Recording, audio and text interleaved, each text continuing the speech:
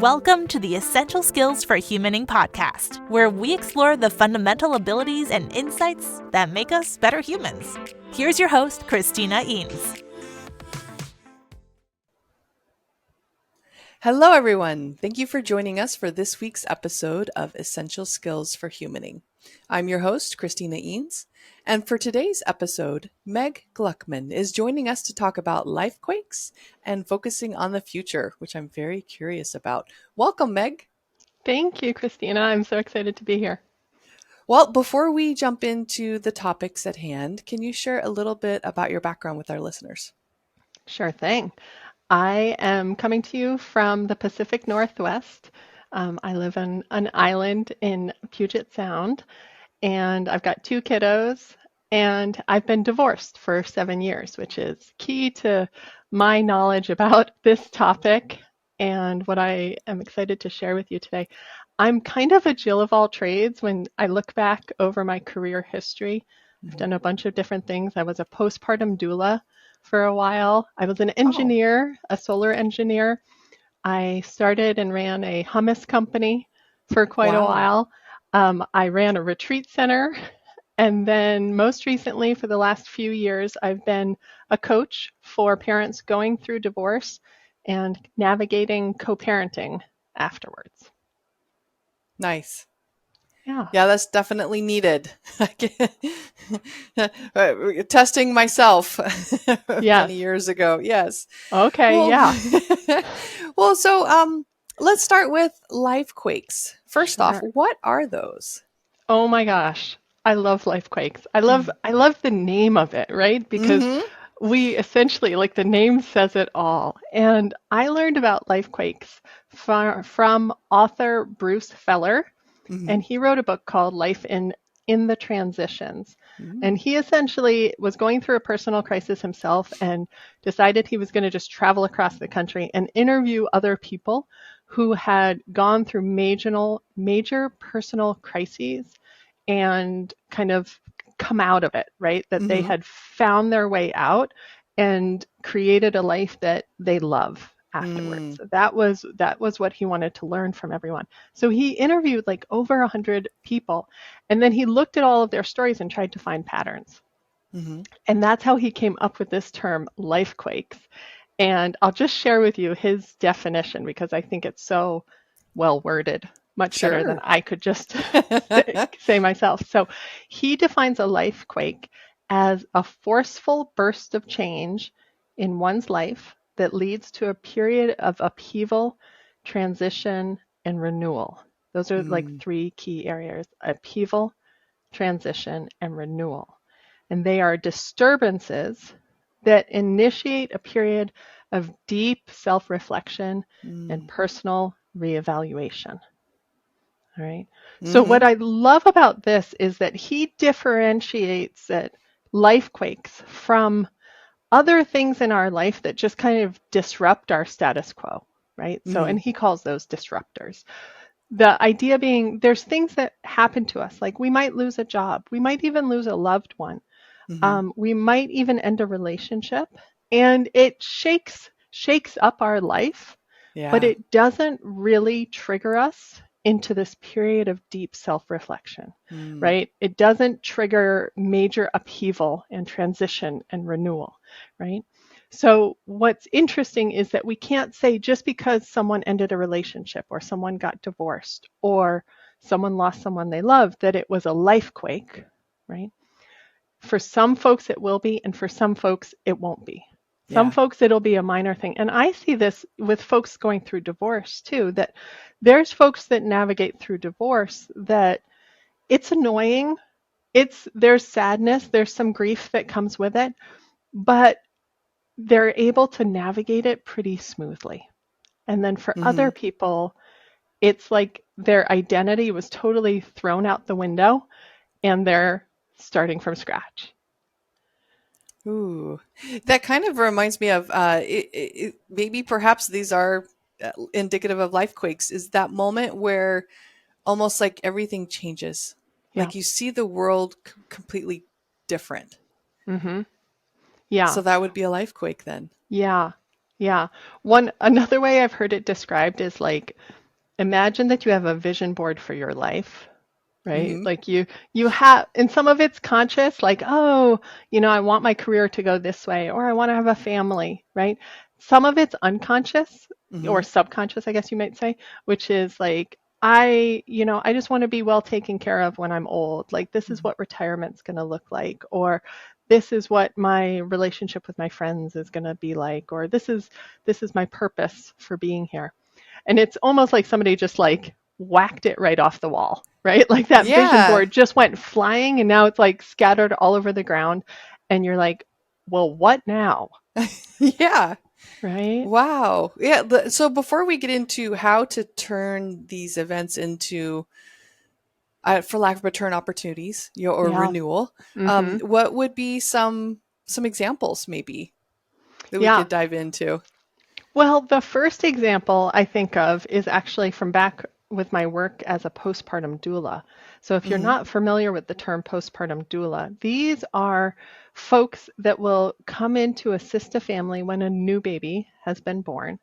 They are not birth doulas, so they're not at the birth of the baby, but they come in the hours and days and weeks after the birth to help, especially new parents where it's their Mm. first child, adjust to life with a newborn, right? And they talk about postpartum healing and infant development, how to change diapers, how to feed, like what a different cry means, right? Like Yeah. all these different things.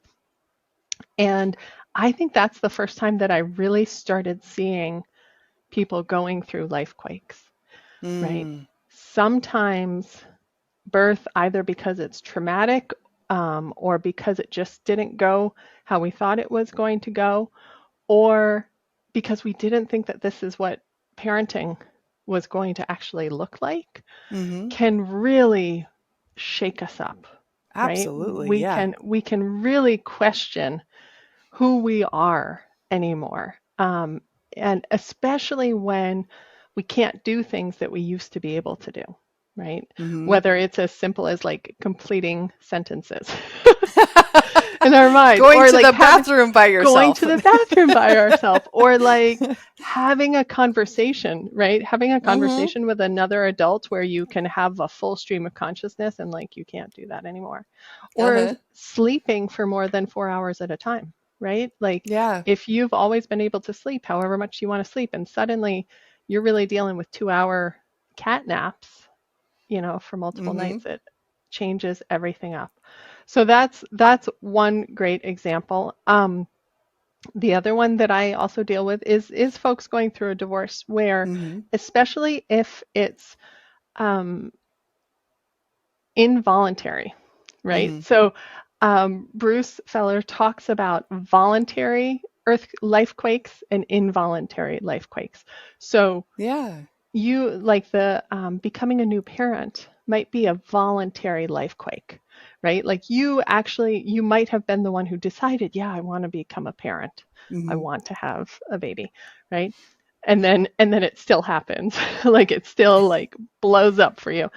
Versus you might not be the one choosing your divorce. Mm-hmm. Like somebody else might choose it.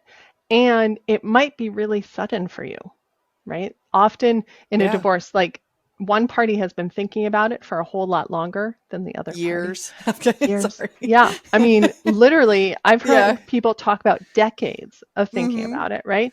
And then to the other person, it could be sudden.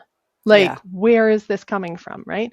And Yeah. so, um, and again, that's like a beautiful example of like, for one party, it might not be a life quake because they've actually been thinking about it for so long, versus the other, and they've probably been starting to formulate a vision about what their future will look like. But for the other person, where it's very sudden, it could Mm-hmm. turn into that life quake for them.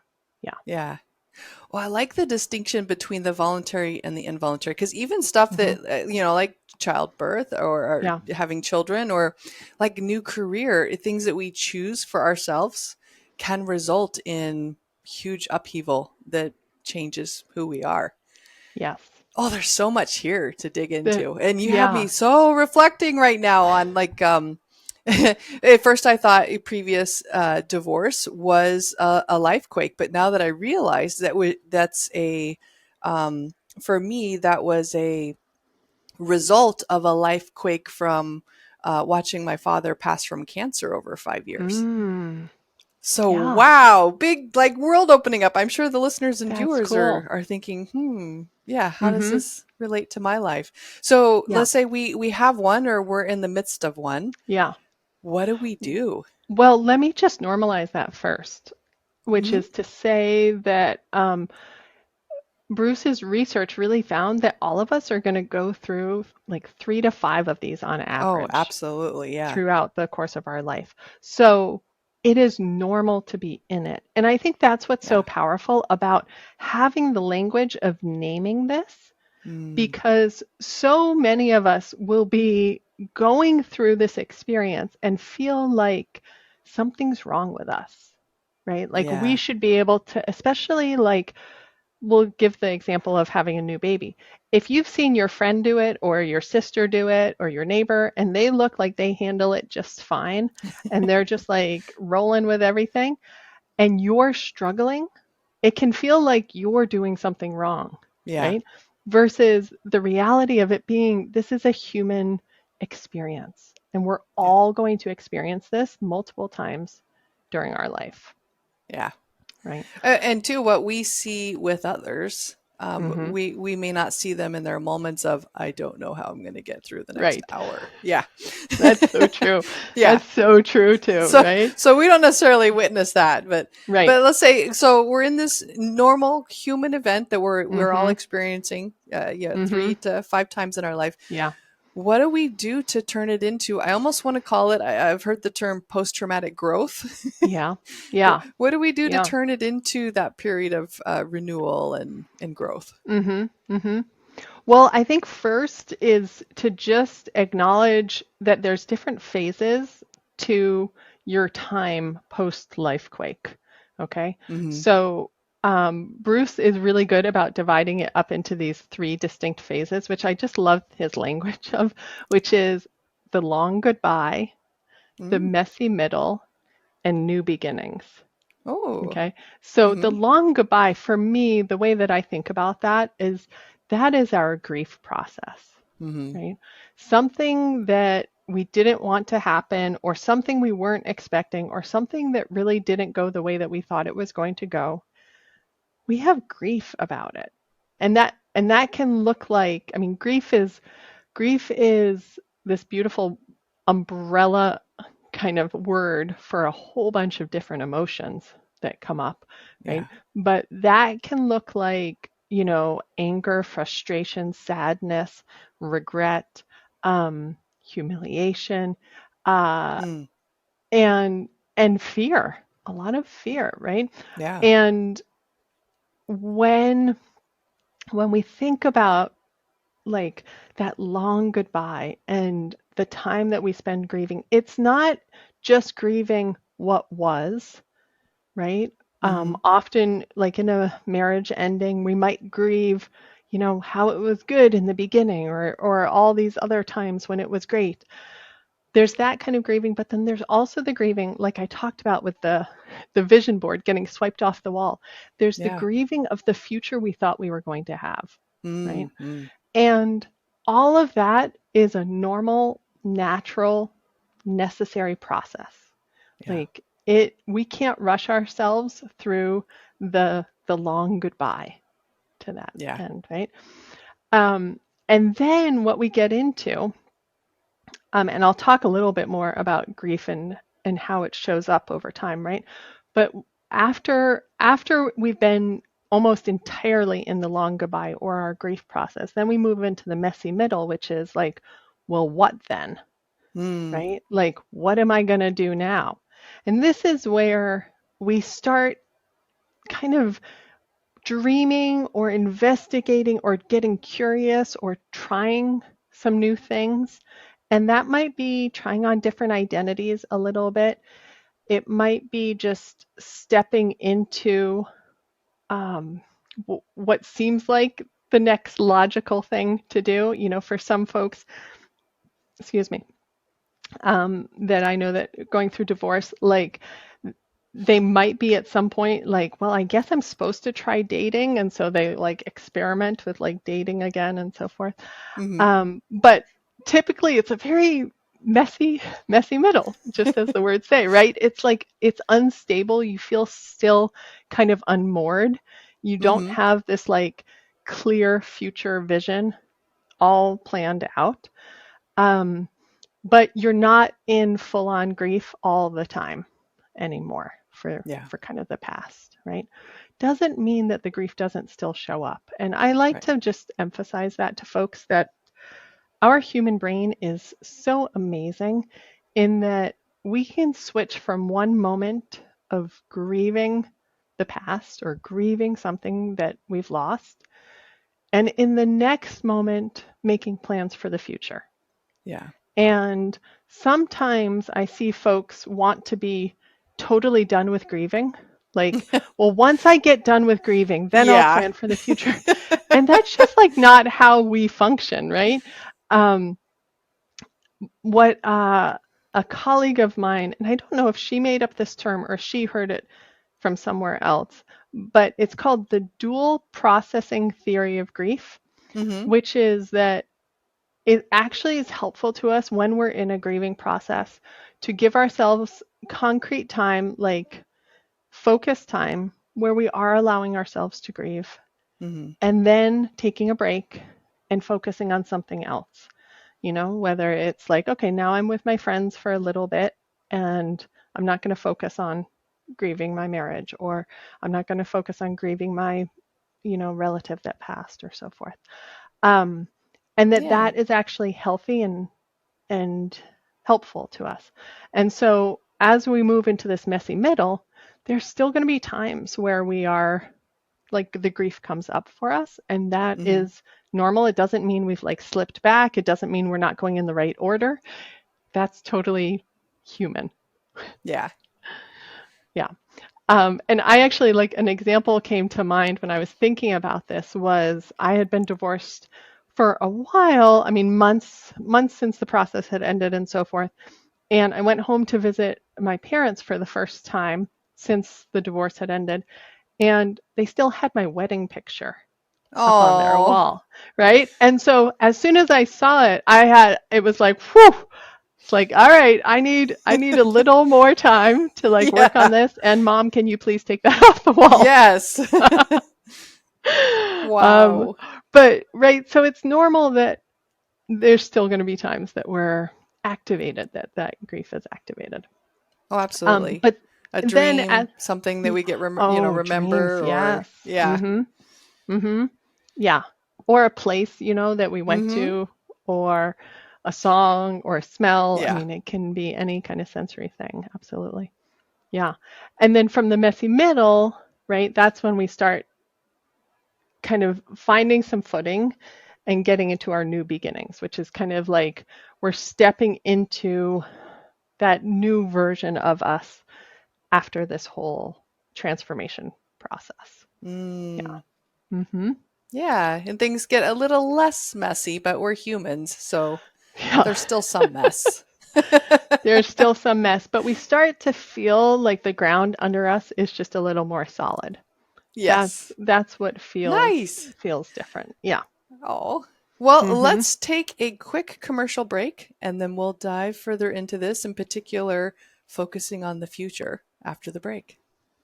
Transform your organization with Eanes Training. Our premier interpersonal skills training programs are tailored to enhance your organization's employees in communication, emotional intelligence, leadership, and more. We have a catalog of expert-led courses designed to meet the dynamic needs of today's workforce. With highly engaging in-person, hybrid, and remote sessions, we can help elevate your organization's performance and success. Learn more at eanestraining.com. Welcome back. And I know one of the things, Meg, that you have mentioned is it's important to focus on the future or look to the future. Can you share a little bit about that and how it relates to Lifequakes? Yeah. Yeah. I think my biggest recommendation for folks, especially when they're in the messy middle, in order to more orient towards the future, is to look for where they have agency in their life. Mm. Oftentimes, when we're still kind of stuck looking backwards, especially Yeah. if we're feeling like we need to blame someone or we're feeling a lot of guilt or shame about the past, we're not feeling very empowered about our future. And so Mm. I often recommend folks that let's get you feeling more empowered about the future by finding where you have agency.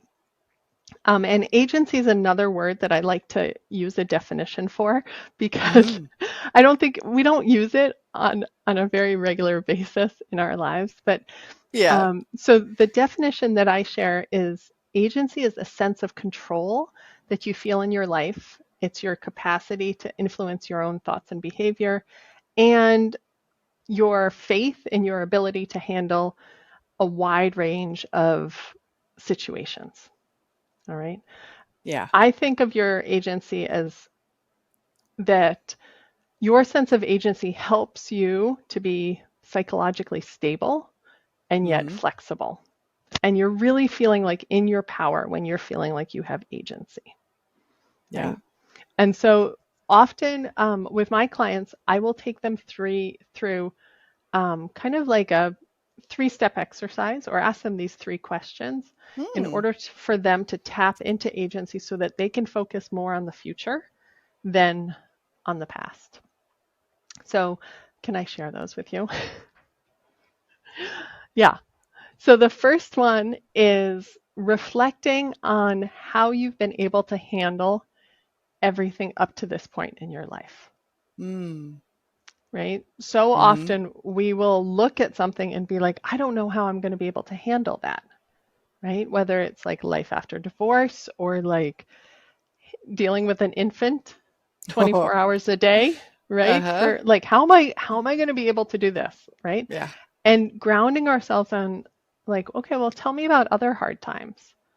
When were you able, like, how have you been able to overcome hard times? How have you been able to just figure everything out?